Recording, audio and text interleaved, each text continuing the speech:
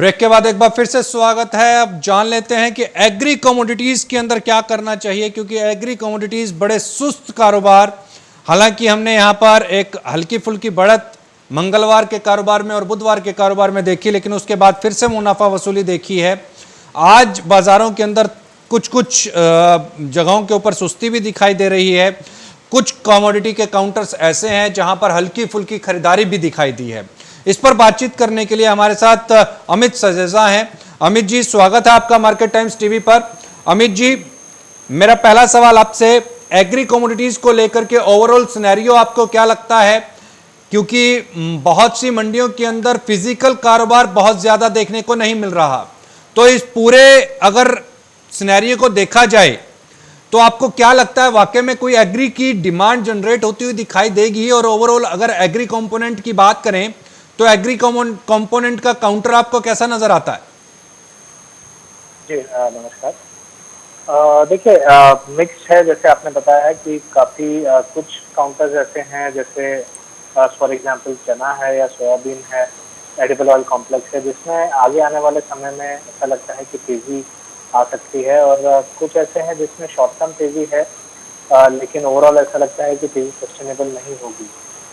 तो for example मैं अगर चने से शुरुआत करूं तो हम काफ़ी टाइम से देख रहे हैं कि 3700 से जो रैली आई, उसके बाद में 4300 पे आके थम गया है, लेकिन कहीं ना कहीं 4000 3950 इस जोन के ऊपर होल्ड कर पा रहा है। तो लॉन्गर टर्म बेसिस यानी 2 महीने का अगर आउटलुक लें तो मुझे लगता है कि चने में 4500 तक जाने की क्षमता है।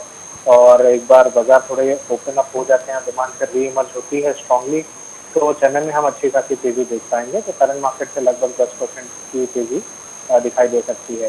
एट द सेम टाइम अगर मैं रिफाइंड सोया ऑयल की या मस्टर्ड सीड की बात करूं तो ये दो जो काउंटर्स हैं ये भी तेज दिखते हैं।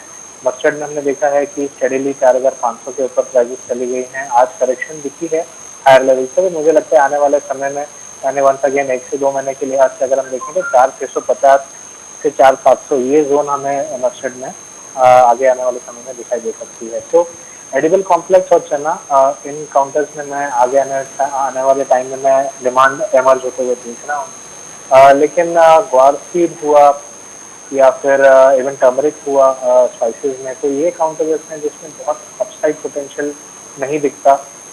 ग्वार गम में भी सिमिलरली मुझे लगता है कि एक बार हो सकता है कि 5600 5700 तक निकल जाए शॉर्ट टर्म बेसिस, लेकिन इससे ज़्यादा डिमांड जो है मैं एमर्ज होते हुए नहीं देखता हूँ। और स्टॉकेज जो है हो सकता है हायर लेवल से बिकवाली करने आ जाए और 6000 के ऊपर नहीं मिले, और इवेंचुअली हम फिर से दोबारा जो lower end of the range है 4500 4400 इस रीजन में ग्वार सीड प्राइसेस को आने वाले समय में देख पाएंगे।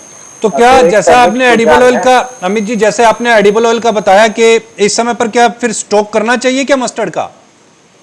जी, मेरे हिसाब से हर डिप पे बाइंग एक्यूमुलेशन होनी चाहिए।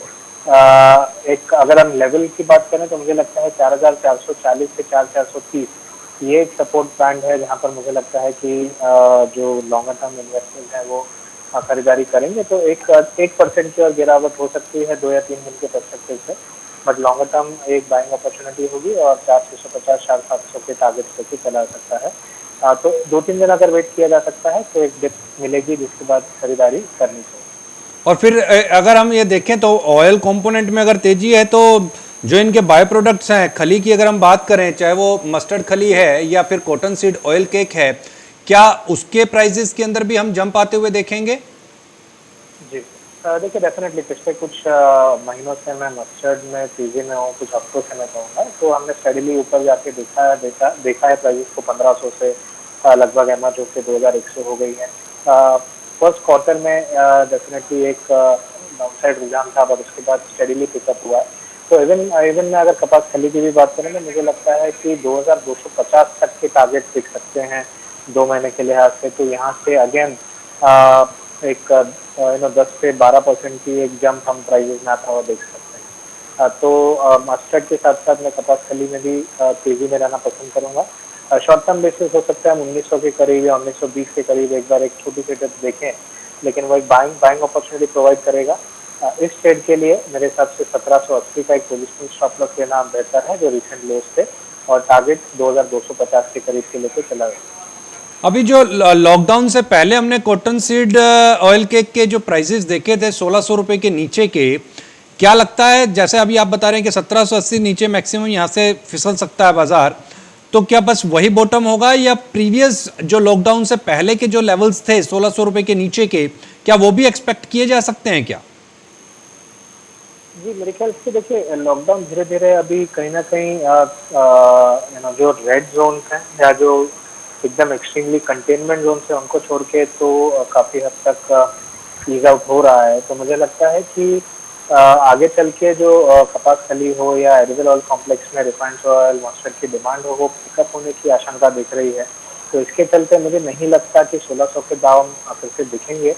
जैसे मैंने बताया कि मैक्स केस में जो प्रीवियस लोज थे 1800 के थोड़े नीचे के 1780 के शायद एक बार वो दिखे, लेकिन उससे ज्यादा मुझे नहीं जाता हुआ दिखता है। और जो अपसाइड है वो पोटेंशियल ज्यादा दिख रहा है, यानी 250 यानी करीबन यहाँ से भी 250 रुपए की तेजी आ सकती है। तो रिस्क रिवॉर्ड वाइज मुझे लगता है कि हल्के से डिप मिल जाए, 1920 भी मिले तो एक्यूमुलेशन स्टार्ट कर देना चाहिए।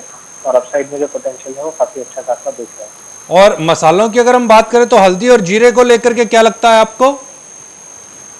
जी, हल्दी में जैसे मैंने बताया कि ये काउंटर है जो बहुत ही तेज नहीं दिखता।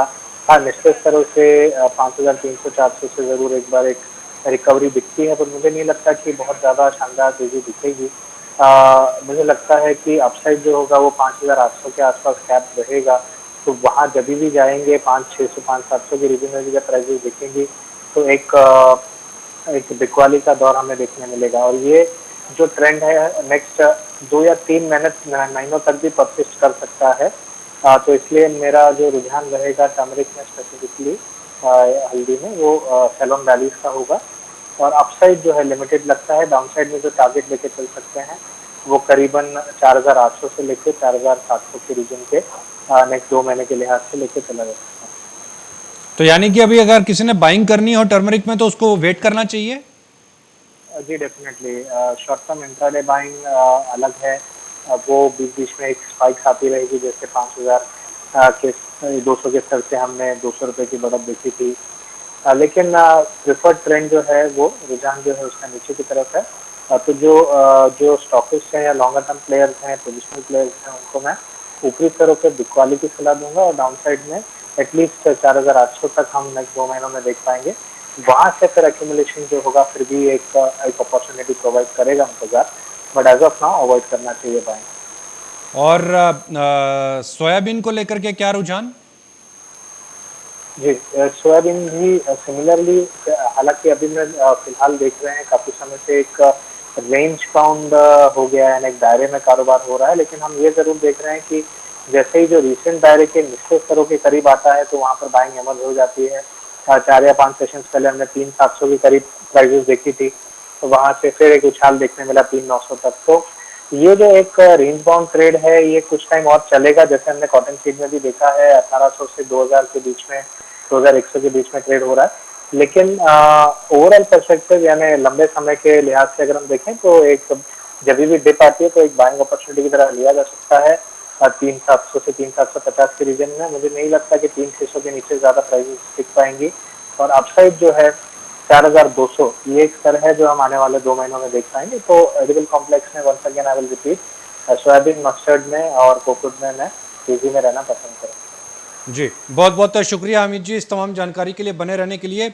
अमित जी के मुताबिक मस्टर्ड निचले स्तरों से खरीदारी देखने को मिल सकती है, कॉटन सीड ऑयल केक में भी यहाँ पर बढ़त देखने को मिल सकती है आने वाले समय के अंदर में, वहाँ भी एक बाइंग अपॉर्चुनिटी दिखाई देती है। टर्मरिक अभी थोड़ी सी करेक्ट हो सकती है, निचले स्तरों का इंतजार करना चाहिए अगर आप नई फ्रेश बाइंग टर्मरिक के अंदर देखते हैं तो। ओवरऑल अगर देखा जाए तो पिछले कुछ दिनों से पूरा का पूरा जो एग्री कंपोनेंट है वो डेड है। और अगर पर्टिकुलर टर्मिनल्स की बात की जाए, एनसीडीएक्स की बात की जाए तो उस वहां पर वॉल्यूम्स के अंदर काफी कमी आई है, ट्रेड नहीं है। फिजिकल मंडियों के अंदर भी बहुत ज्यादा उत्साह देखने को नहीं मिल रहा है। और ट्रेड लाइन की अगर हम बात करें, सप्लाई चेन की अगर हम बात करें, सप्लाई पीछे एम्पल है। देखना होगा कि वाकई के अंदर में स्टॉकिस्ट की कोई जेन्युइन डिमांड निकल करके आती है या नहीं आती है, या बाजार अभी वेट एंड वॉच की पॉलिसी को अपनाएगा। इसलिए थोड़ा सा कॉन्शियस होकर के ट्रेड करने की यहां पर जरूरत है। अपना ध्यान रखें, अपने परिवार का ध्यान रखें, साथ ही साथ इस बात का भी ध्यान रखें कि ट्रेडिंग जो है इस समय पर वो थोड़ी सी हाई रिस्क ट्रेड जोन के अंदर कारोबार कर रही है, इसलिए वहां पर भी आप अपनी पूंजी का भी थोड़ा सा ध्यान रखें। वक्त हो गया यहां पर एक ब्रेक का, लेकिन आप कहीं मत जाइए। मार्केट टाइम्स टीवी पर खबरों का सिलसिला जारी है।